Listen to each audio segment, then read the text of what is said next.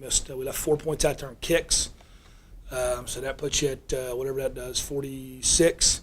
And probably we should have been in the end zone. We should have scored over 50 points. Now we left some points out there. Defensively, Pitt, as always, Tim Beck comes up with a little bit of a wrinkle, and it gave us some problems. We didn't tackle very well, and they were able to run the ball effectively. It wasn't because we were getting mashed. It was just some schematic things a little bit that we just weren't ready to defend. Can you elaborate a little bit more on the offense? Last week it was the defense that kind of picked up the offense and held in check until the offense found the footing. Today it was the offense. Offense was great all day. I thought Drew played exceptional. Me did a great day. Obviously, this guy here, Michael Hill, was outstanding. I have no idea about numbers or who got what or anything like that. What did Mike have? Anybody know? It was like 72. 72 yards. But he played hard at big moments and played hard. I think Meade had several catches and had a bunch of yards. Drew threw for probably, 400 or 300 or 363. Had a great game. And at the end, we're running the ball, So he made play after play. Terrell Downey stepped up big. It was just a wide range of guys. Obviously, our O-line had to play pretty good too. How impressive was Drew in the first half, basically having to do it, passing him, having to kind of do it alone, not really much of a running threat at that point? He wasn't a running threat, or we didn't run the ball very well, I mean. Yeah. Well, I think we felt like coming in we were going to be able to run the ball or throw the ball pretty well. So that was, they're loose and they're playing man. And they did some nice things. We drove the first time and scored, and drove the second time and should have scored, and then that's kind of when Pittsburgh kind of fell into some things and started moving the football. How is that possible? I think he's going to get x-rays. I don't know. It's a collarbone injury, we think. So it's possible they broke it. We'll see. What are some things that need to be worked on for the Northwest game? Oh, without watching film, it's not like basketball. You just can't see it 5-on-5, 11-on-11. We had something going on run-wise, run defense-wise, so that's a concern. So, but it's going to be more scheme and just getting the wrong spot instead of being overpowered.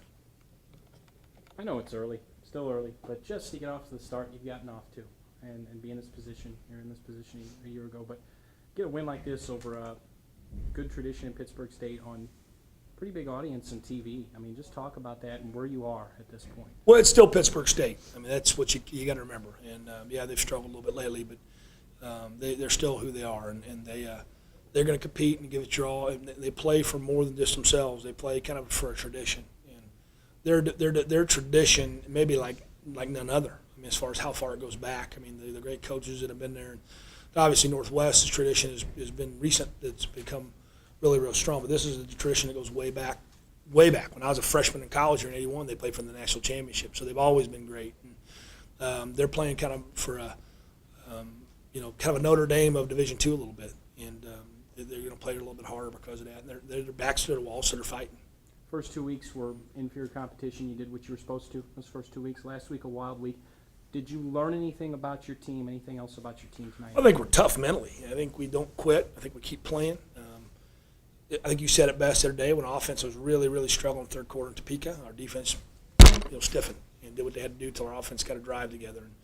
And, Washburn scored late. But, today our offense just kept going. I even heard the kids saying, hey, we got you, D, we got you, when they scored that last one. When they we left that point out there, we were all chasing extra points all day, all of us. They were chasing their extra points, and then we ended up chasing an extra point. I just felt like at 40 to 25, I said, I'm tired of this. Let's get this 2-point conversion. Let's get the 3 scores, and we may get them out of that power running game if we get this, because otherwise they're sitting there 2 scores, and they may still try to run the football. And right now, right at that point, we weren't going to stop it. We were grasping for straws. So I think we forced them into a throwing attack, and I think that's why we stopped them. What did you see change in the kind of opening up the running game in the second half? I don't know. What do you think, Mike? What happened? Just stayed on our scheme. Yeah, stayed on our scheme, made it start working a little bit.